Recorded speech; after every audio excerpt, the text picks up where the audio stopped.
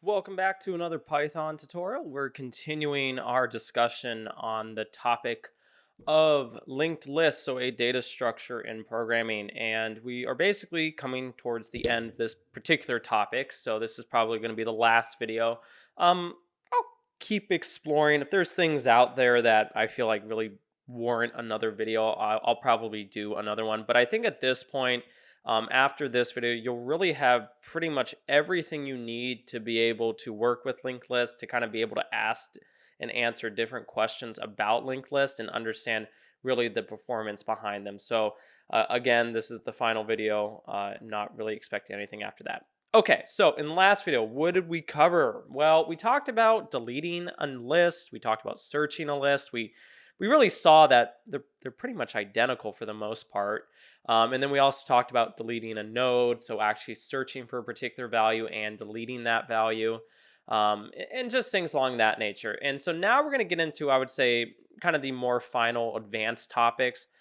So in this example, we're going to talk about removing duplicates. And so, ooh, that ain't good.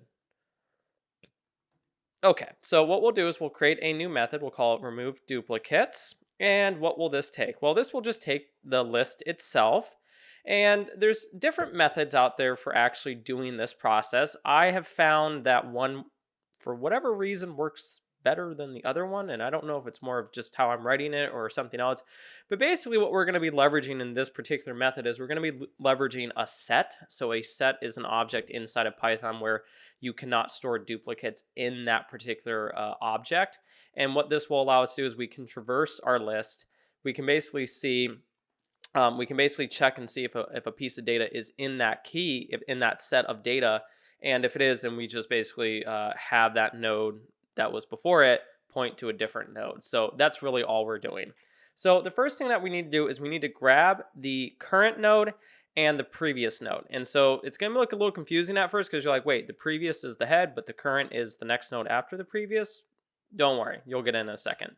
So grab the first node and the node after the first. And again, I try to make it similar as to what you will see out when you see other people's examples. Personally, I would just call it node 1, node 2, but for whatever reason, people like to do it differently. So what they'll do is they'll have like, previous node that will equal self.head. And then we'll also have a current node. This is where things get confusing. It's previous node, and then it's basically calling the next node property. And so really this is the node after it. And what we're basically saying is the current node we're going to start at is the one after the head. Okay. And then what we're going to do is we're going to need to have a way of storing a unique set of all the data points we've seen so far. So build a set to store non-duplicate values. And so we'll call this keys. And then what it will be is a set object where we'll basically put in there the previous node.data, just like that. Okay, and then what we're going to do is we're going to traverse the linked list. And so we'll say while current node. And so basically what this is meaning is, again, up here, hey, keep going as long as node doesn't really equal none. And then what we're going to do is we're going to grab the piece of data in that current node. So we'll take the current node, we'll call the data property, and then we're going to ask a really simple question. If data in keys, so in other words, if it's a duplicate, if it is a duplicate, what are we going to do? Well, we're going to have that particular node point somewhere else. And what we'll do is we'll take the previous node. So in this case, just imagine it was the head. We'll call the next node. So we'll say, okay, the node after the head.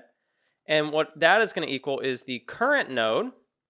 But we're going to also call the next node on that current node. So hopefully you kind of see what's going on here. This is going to point to really the third node. And what we're saying is, hey, have the head node point to the third node. So we're basically bypassing that second node. So that's how we're deleting it. We are bypassing it and we're just pointing directly to the third node. So if, for example, the first value was 35 and then the second value was 35, we're going to bypass the 35 and we'll point directly to the 37. That's how you need to think about it. So really, you're just bypassing that particular node. But we're not done. What we're going to do is we're going to say the current node is going to equal the current node, but also the next node. So when we go back through and do our next loop, we're now going to be on that third node, because we don't want to be really on that second node, because then we're going to get in all sorts of trouble. We want to be on that third node and then start from there. So that's really how we should think about it. Okay, well, what happens if it's not a duplicate though? What do we do then? Well, what we're going to do is we're going to add that key to our set. So we're going to add that piece of data to our set, and then we're going to reassign the nodes. But notice that we're not going to actually be bypassing anything. So the previous node, so in this case, if it was the head, would now equal the current node, which in this case would be the second if we're on the first one. And then the current node, which is the second node, is going to now equal the third node. That's how we would do it. Okay, so that's all we need in order to remove duplicates. It would loop through each one. If it sees the key and it's not a duplicate, it's going to add it to the set. But if it is in the set, it's going to basically bypass that current node that we're on. That's really all it's doing. Okay, and then from here, what are we going to do? Well, let's try it out and make sure it works like we were expecting. So we'll say remove duplicates. And then from here, we'll just traverse it just to be safe, right? That's how we like to do things. Oh. All right. Did I misspell it again? Oh, I did. Silly me. That's tend to how I'd like to do things. Okay, so we had 3750, 3590, 35. Now we have 3750, 3590. So there are no duplicates in this list. So we now have written a method for removing the duplicates from our particular linked list. Okay, so let's go on to the next topic. Well, let's imagine that we want to grab all the values from a certain point in our list and then to the end. So we'll call this kth to last. So k being the index that we want till the final point in our list. What would that look like? Well, let's first define a method. We'll call it kth to last. I really don't know if that's how you should say it, but that's how I'm calling it. We'll take the linked list itself, and then we'll have a k, the k being basically the index we want, and then till the end. So there's a couple things we need to check for. First, if k is negative, return nothing. We cannot have a negative k. If k is negative, just return nothing. You could also maybe raise a value error or whatever you want, but really at this point, all I want you to know is we need to handle the case where, hey, what happens if we get a negative k? We have to handle that situation. Okay, so that's fine. Well, what if k is 0? Well, if k is 0, we need to basically just print the entire list. And so what we'll do is we'll say if k is 0, then just print the list. And really what we're doing here is we're just going to call the traverse method. So we'll say if k equals 0, then we'll say self, so the linked list itself, we'll call the traverse method, and then we'll return back. So we want to basically exit that particular thing. Okay, so now what do we need to do next? So now we're assuming, okay, it's not 0, it's not negative, so we've been given a value so far at this point that we can handle. There's still one more situation that we need to check for, but we'll get to that in a second. The first thing that we need to do is we need to grab the list length, because this is going to help us determine how many loops we basically need to do. So we'll grab the list length. And again, we already have a built-in method if you watched one of the earlier videos. So we'll create a new variable. We'll call it list length. And you know what? We'll just call that list size, if I can type today, list size method. And then from here, yes, we've got to ask that next wonderful question. What happens if they provide a k that is larger than the list itself? Well, we need to let them know that, hey, you basically provided a bad k. So if k is larger than the list length, oh, here comes the fun part. You chose a k that is longer than the list. That's just letting them know, hey, you need to fix that. Okay, so we've kind of handled all the situations where potentially something could go wrong. I mean, I guess technically they could also provide a string, but we'll deal with that. I'll assume you know how to deal with that one. Okay, so the first thing we need to do is we need to start from the beginning. So what we'll do is we'll start from the beginning. So we'll grab the head node. So start from the beginning, and we'll call it P1. You can call it whatever you want. It'll be the head. And then what we're going to do is we're going to go from the position 1 to the end of the list. Okay, so we'll say for I in range, so a range object, from 1 to the list length plus 1. Very important that we do plus 1. Okay, and then we got to ask a question. If I is greater than or equal to k, then we got something. In this situation, what that means is if I equals k, it means we've reached the index that we want to start kind of quote unquote printing. And then any value after that we want to print. So it's really this point right here, we've now reached the portion of our linked list that we could now start printing. Now, you could also do things like maybe you want to add things or add to lists. The logic is really relatively the same. You've got to reach that point, and when you reach that point, what we're going to do is we're going to say, hey, print p1.data. And then we got to reassign p1 to be p1, so the old p1, after we call next node. And then, well, what happens if I is less than k? What do we do in that situation? Well, it's still going to just be reassigning. We still want to continue on in the loop, but at this situation, we haven't reached that I which satisfies the condition of it's got to be k or bigger. And so now if we run it, hold on, I'm getting my notes. Is that the wrong one? Sorry. There it is. Okay. So we have all we need in order to run this method. So let's put it down at the bottom. And we'll say linked list kth to last. And we'll do 3. And then I'll also put my little note thing here. Oh, I didn't run my little thing.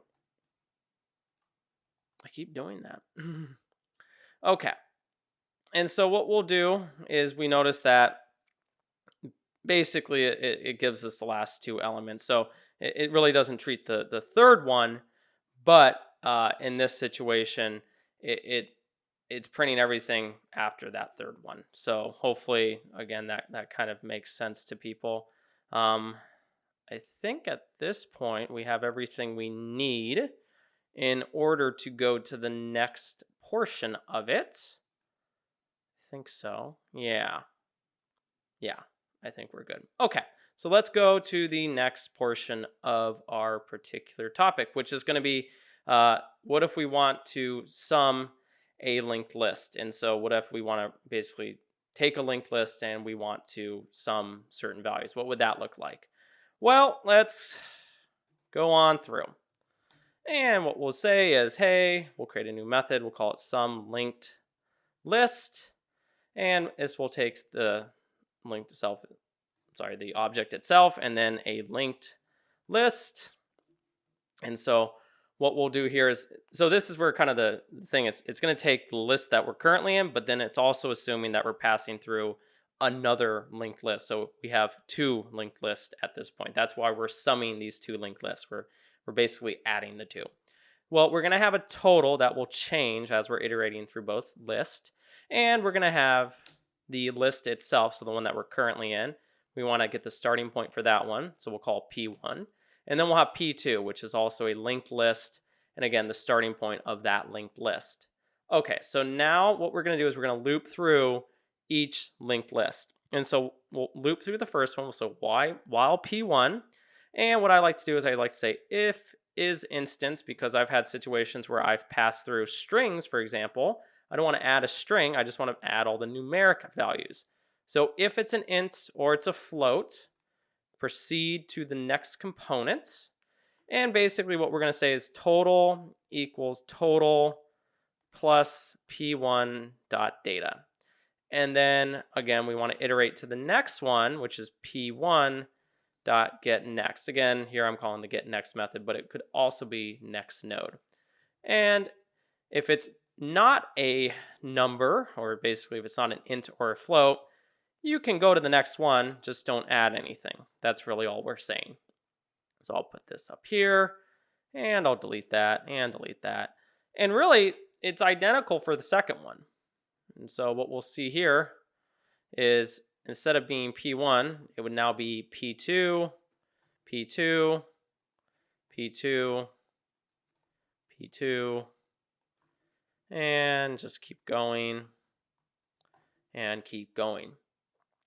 Okay, so now that we've done that, we can return total, because at this point we've assumed that we've added both of them and we've added the entire list. So let's see how this would look. So we'll say linked list, sum linked list.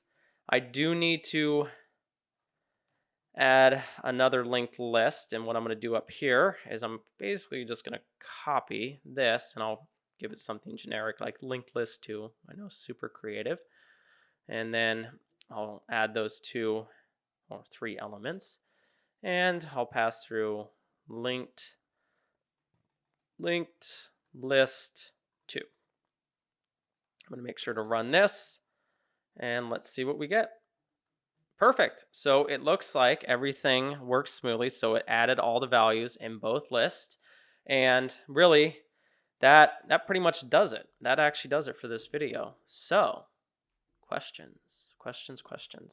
If you have any questions, please make sure to put them down in the comments below, and I'll try to get back to you. Hopefully at this point, you feel comfortable with linked list. I think you pretty much have everything you need to really answer most questions.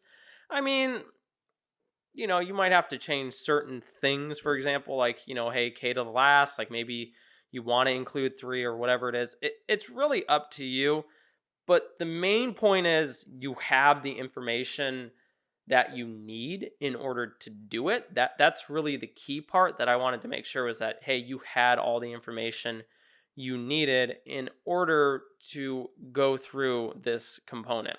Like, for example, if I change this to 0, what would happen, right? Probably nothing super exciting. You get an error, which is not good. So basically, it really just has something to do where it's ending early. So that's why you kind of started at 1. But really, all that's kind of tell you is that, you can play around with this however you want, and you can adjust it to make it work in the means that you need. But really, you have everything you need in order to kind of do everything that's necessary. I would say probably one of the more complicated ones I had was this one, because there was a lot of other ones that were doing it differently, but for whatever reason on the last node, it tended to get very confused if that was also a duplicate, because now you couldn't point anywhere else. You had to basically point back to the first one. And so that's why I find this method to be easiest, and I think that's just most intuitive. Yeah, there might be a more efficient method of doing it, but I think that's just, I don't know, to me that just makes more sense. It's a little bit easier to comprehend. So yeah, I think you pretty much have everything you need to get through. So yeah, if you have any questions, please make sure to put them down in the comments below. Also, if you could, please make sure to like the video. We always appreciate the support. And if you're not already, please make sure to subscribe to the channel, so that way you get regular updates as we release new videos on new topics, all sorts of fun stuff. So thanks again for watching, everybody. We will see you in the next video.